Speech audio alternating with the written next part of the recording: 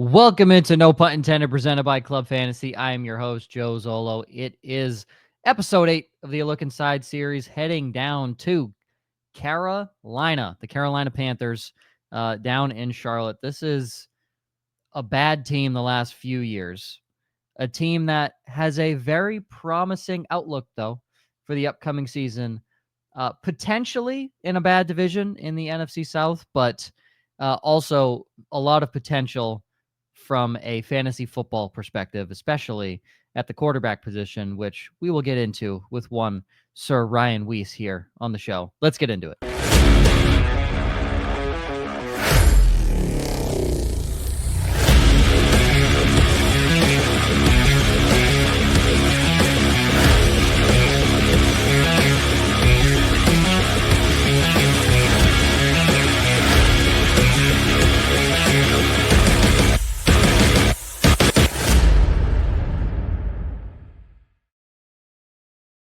Welcome into No Punt Intended, presented by Club Fantasy. It is the Carolina Panthers episode. Same three idiots here to talk with you about the North Carolina Panthers. What if South Carolina gets a team? Like, do we have to differentiate now?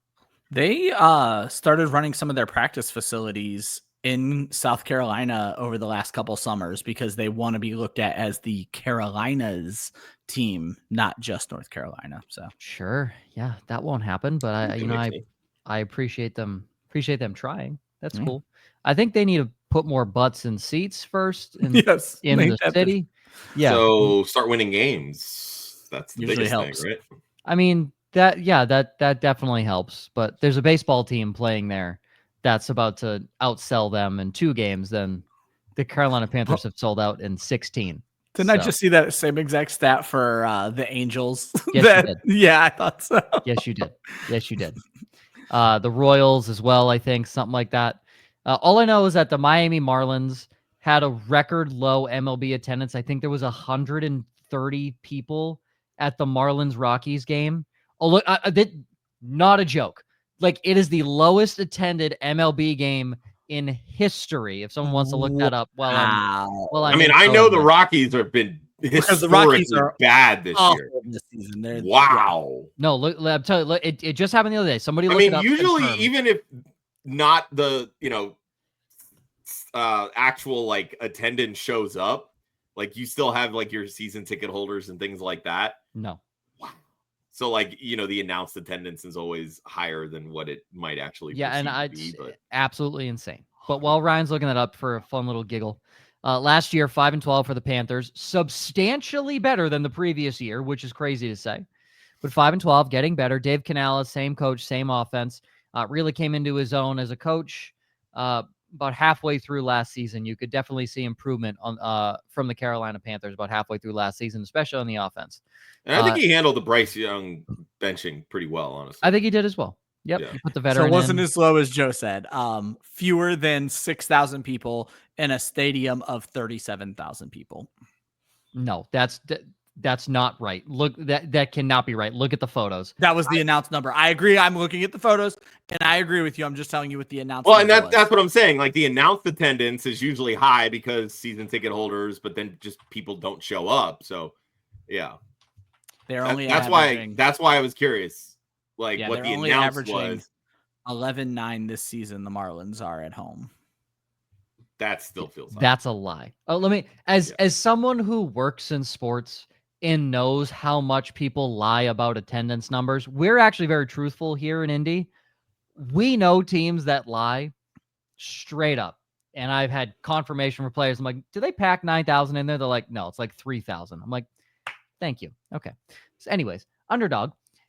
This is where we get all of our ADPs from because it is June 5th at the time of this recording.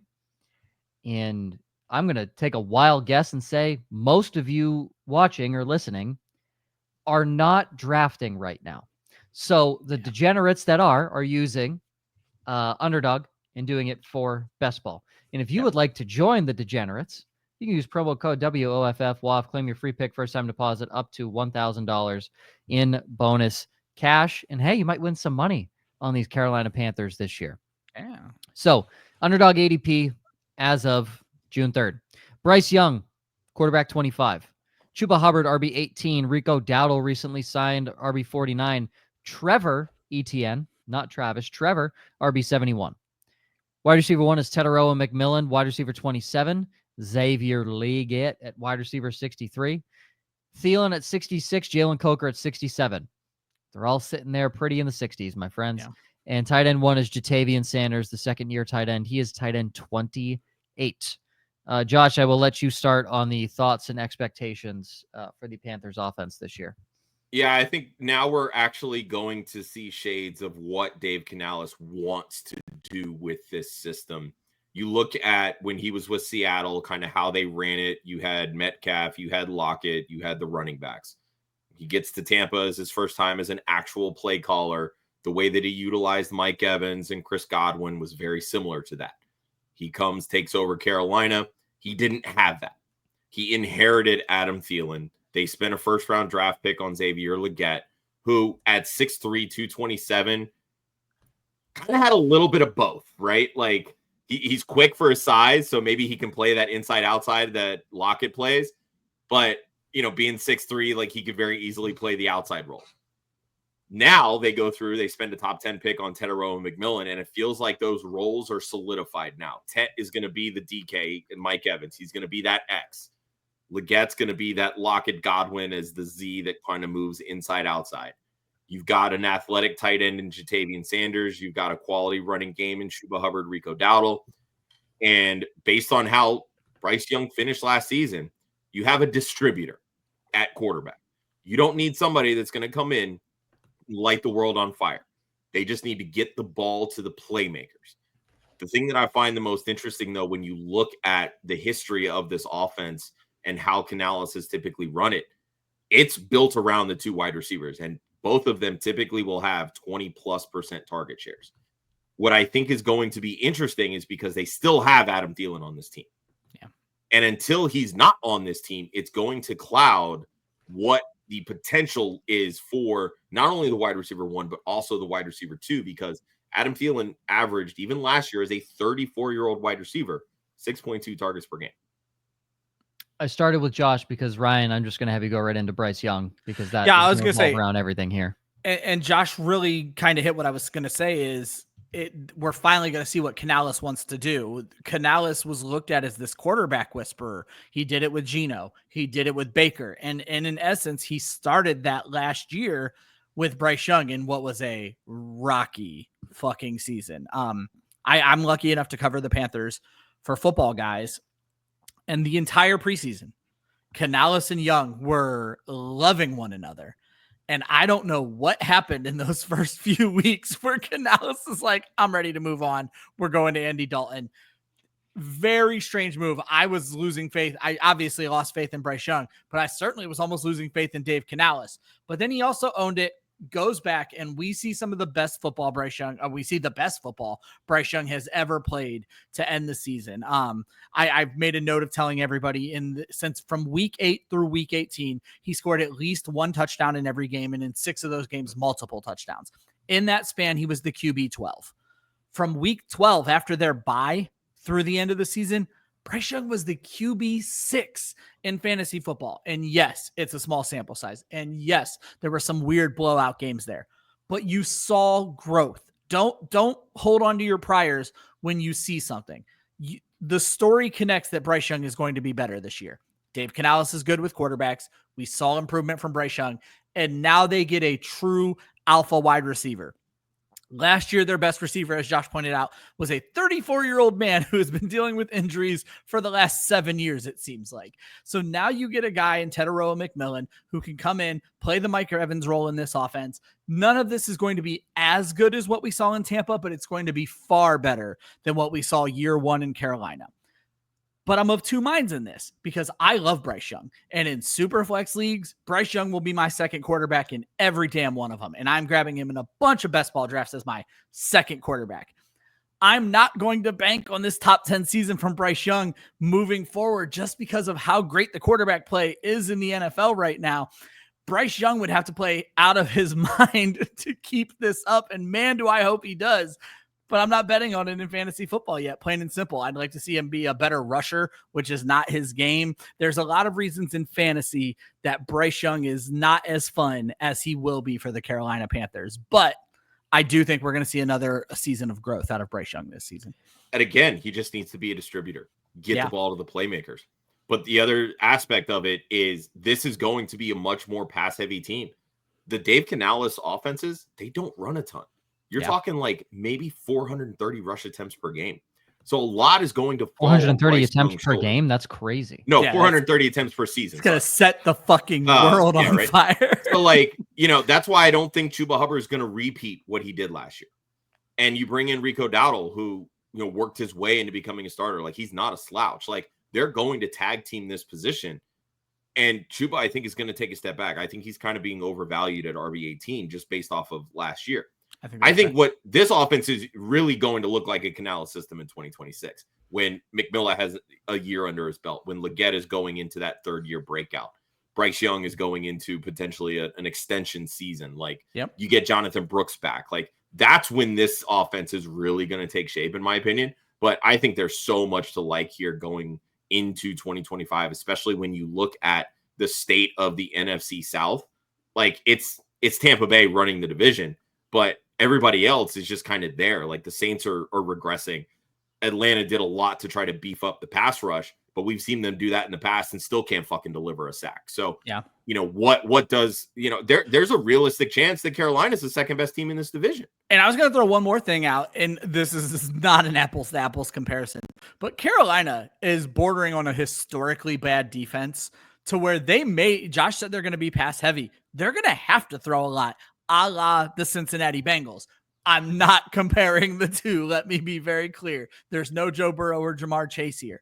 But with volume comes fantasy success sometimes. Let's not forget Blake Bortles all those years ago. Garbage time still counts for fantasy. Just curious, Ryan, how many pass attempts do you have for Carolina this year? 563. Okay, I have them at 575, almost 34 per game. What I did was, Josh, I didn't want to give them more than what Tampa Bay had in 2023. I don't think they're at that level yet, so I kept them slightly under that number was my thought process. So I just think that, like you said, that defense is so bad they're going to have. That's true. I should probably go back and look at that. That's a really good point. So they were averaging 6 yards per rush allowed. Like, it's something stupid. It's horrible. So I'm just gonna do a quick would you rather.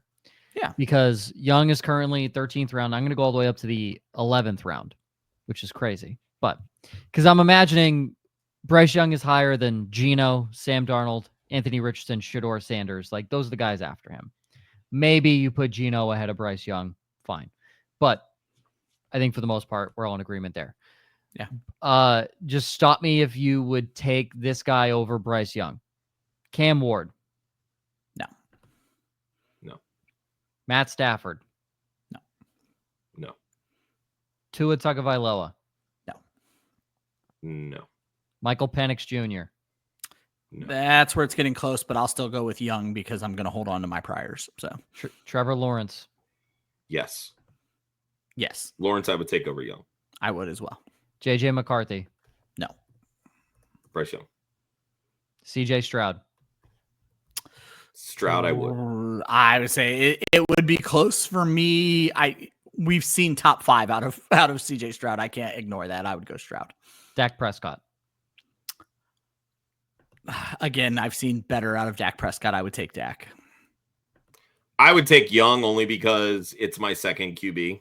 Like, I would much rather face the potential. They're right next to each other in my rankings. Yeah, I mean, I have Bryce Young as QB 17. So, like, I have him ahead of Goff at Tua. Like, I have him ahead of Fields, which I would probably end up taking Fields above Bryce Young. I have him ahead of McCarthy, Ward, Prescott, Stafford, Penix, Geno, all those guys. So he's low. That's what I'm telling you. He's extremely low. He's a big value. And one of his pass catchers, Xavier Legette, they obviously take Tet. He's going to be the one. The battle is between Legette and Thielen for wide receiver 2. I think mostly Legette would run more outside and Thielen in the slot, but it's in terms of targets. So, Josh, what do you see from Legette that you like or don't like?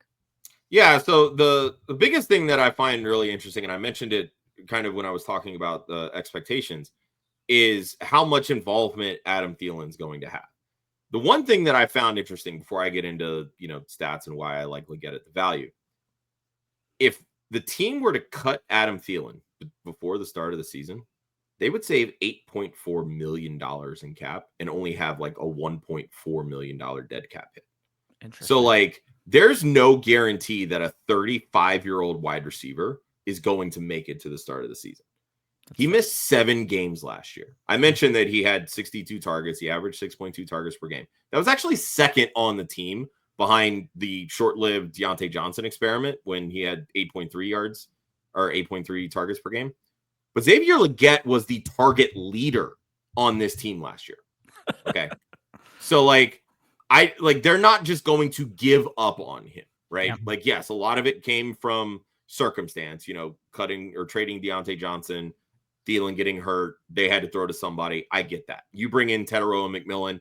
Now Legette can actually be the second option that he's always been primed to be successful at. What I like is when you look at how they used him last year, he moved inside and out. He ran just over almost 70% outside, 30% inside in the slot. So like that's a typical Z. That's somebody that's going to move inside and out. They're going to create some mismatches. And that's where he can learn from Adam Thielen, because that has been Adam Thielen's game since he came into the league.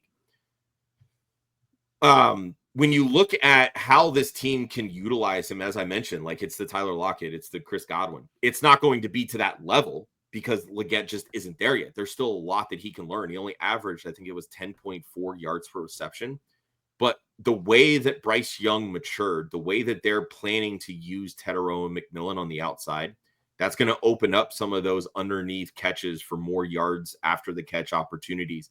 There's a world where Legette can get to that 11.5, even 12 yards per reception range, and that's going to drastically boost his production. If Bryce Young takes the kind of leap that we expect him to, Xavier Legette's going to finish as a top 40 wide receiver.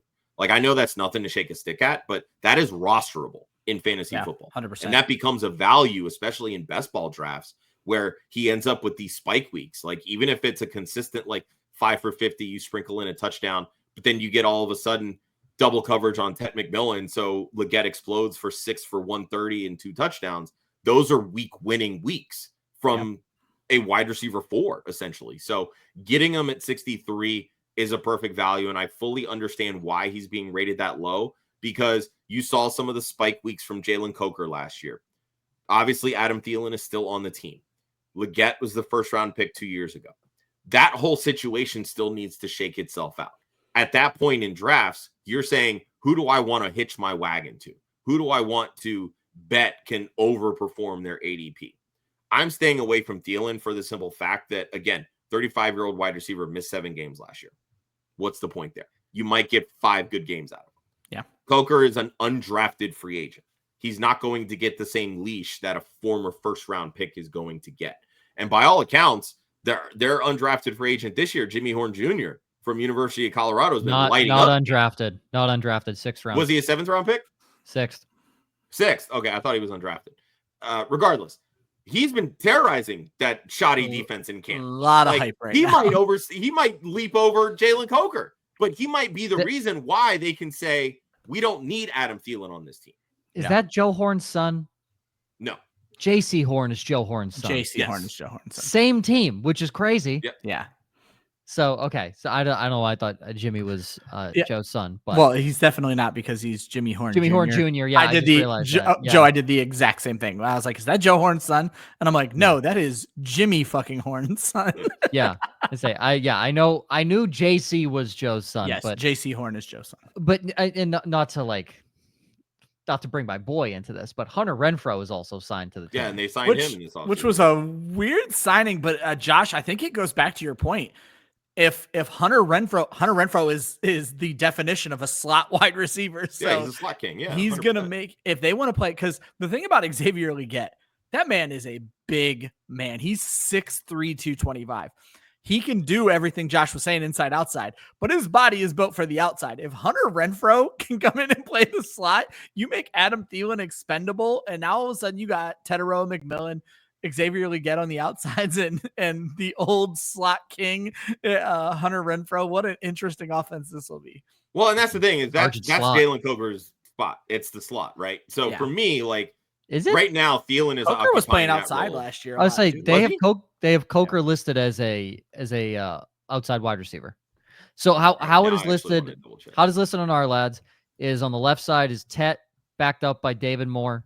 Right side is Legette backed up by Coker. Slot is Thielen backed up by Jimmy Horn, backed up by Hunter Renfrow. Obviously, the Coker ran out of the slot over 61% of the time. He's interesting. I say he's 6'3", 213. So Dave Canales loves him some big slot. There ain't no joke. Devon Vele is 6'6", and Sean Payton was running him in the slot like a freaking weirdo. Yeah. So, well, I mean, defenses put their smallest corners in the slot, so it makes sense for offense. So if you can run a big slot, I'm going to take my biggest guy there, and I'm going to win every matchup. So I get it. It makes sense.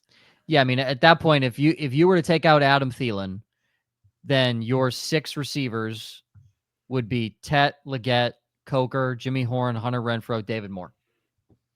And you could cut David special Moore. Teams guy. Like, that's depth. That's why David Moore is still on the roster. Yes, he's there's a realistic chance that Adam Thielen is not on this team come week 1.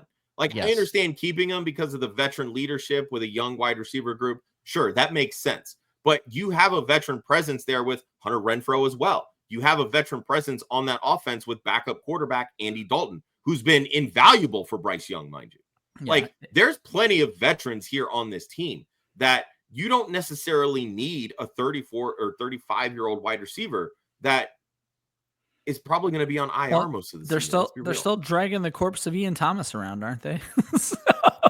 No, he's gone. Tommy Tremble, they re-signed. They did, Thomas is gone. Yeah, Tremble's listed as a tight end 1, Sanders is a 2. But I would have just talk about veteran present. David Moore has been in the league since 2017. Yeah, that's a good point. David Moore is every bit the veteran presence that Adam Thielen is. That's exactly that, and that's and why David Moore's a good deep threat. Let's don't get it twisted. David Moore, when he was there in Seattle with Russell Wilson and Pete Carroll, if Tyler Lockett was hurt or somebody wasn't there, David Moore was the third guy. Bullet. It was fun. It was fun. He was good. We'd look at him and be like, "Oh, David Moore maybe on my roster."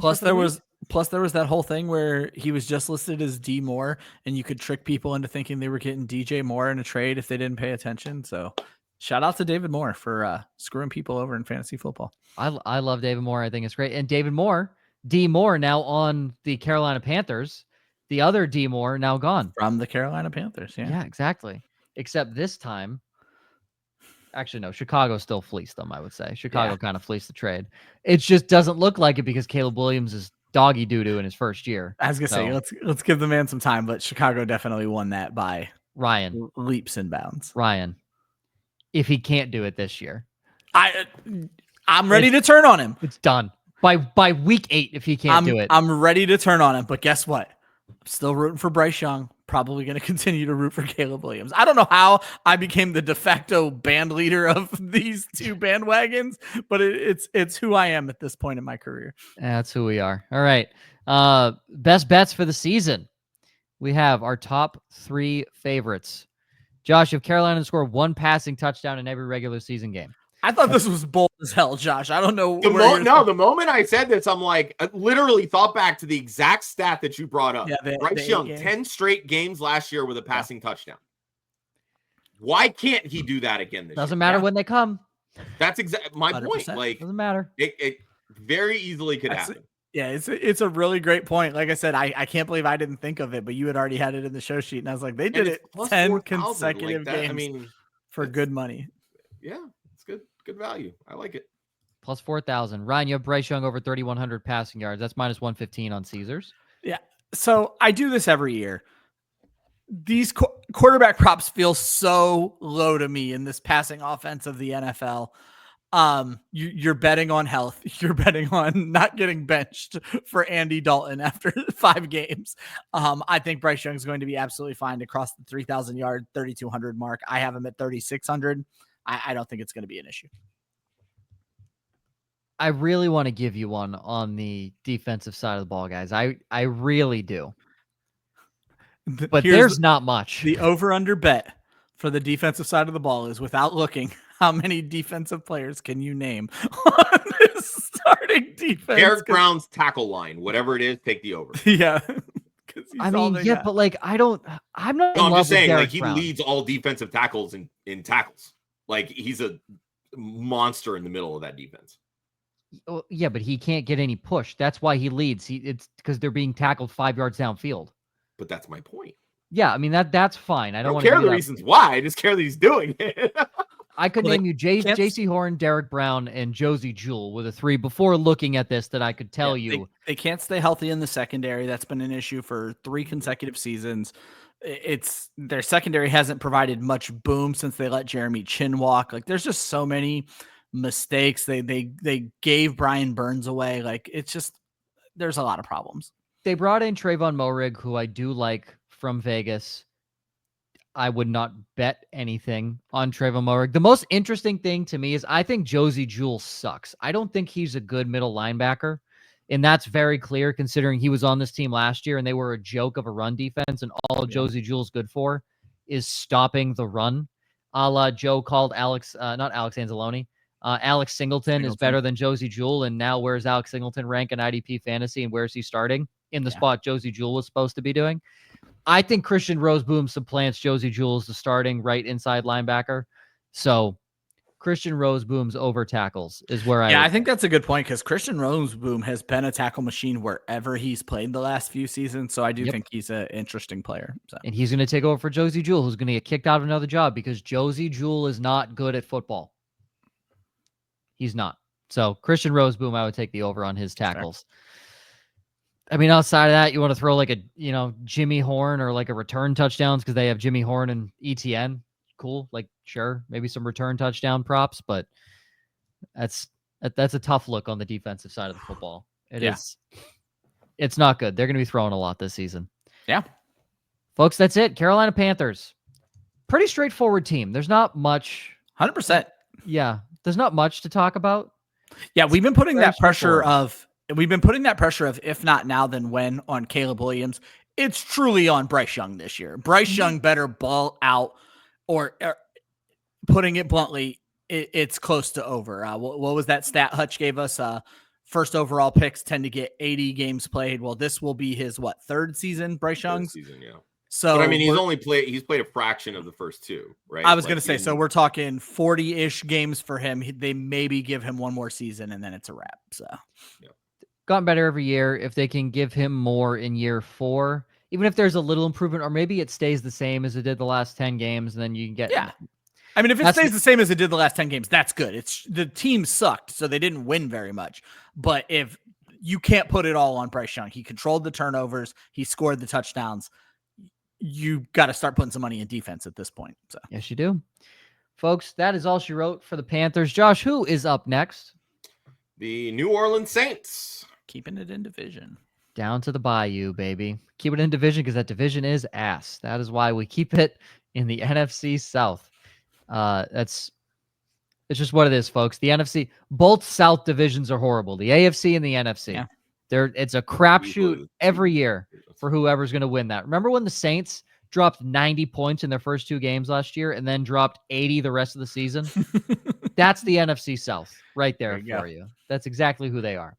Always remember, defense wins championships, offense wins fantasy football. We will see you on